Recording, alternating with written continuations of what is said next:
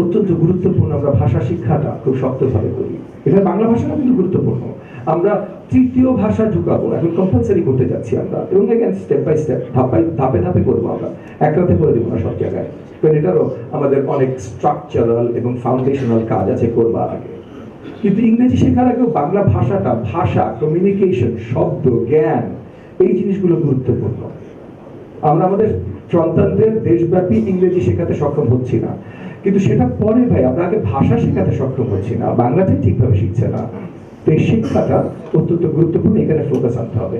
এখানে যদি কারিকুলামে চেঞ্জ প্রয়োজন হয়, আমি এবং মাননীয় মন্ত্রী মহোদয় আমরা আলোচনা করেছি, এবং আগামীতে হয়তো আমরা টাস্ক ফোর্স গঠন করব। আমরা মন্ত্রণালয় আপনাদের সাথে আলোচনার মাধ্যমে এমন জায়গায় যাব যেখানে ভাষার কারিকুলামটা যেন আমরা আরো শক্তভাবে করতে পারি।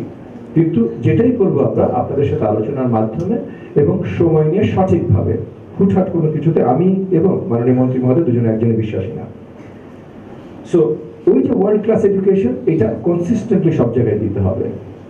বাংলা মিডিয়াম, ইংলিশ মিডিয়াম, আলিয়া মাদ্রাসা, কওমি মাদ্রাসা, আমরা ইউনিফর্মিটি আনতে চাই।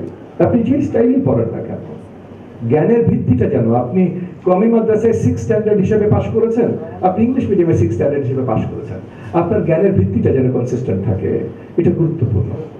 আপনি কওমি মাদ্রাসায় গেছেন, আপনি হাফেজিয়া পড়ছেন, আপনি কোরআন, এটা অত্যন্ত গুরুত্বপূর্ণ আমাদের ধর্মীয় আলোকে দেখলে, কিন্তু তাই বলে আপনার বাংলাটা আবার হালকা হয়ে যেতে পারবে না।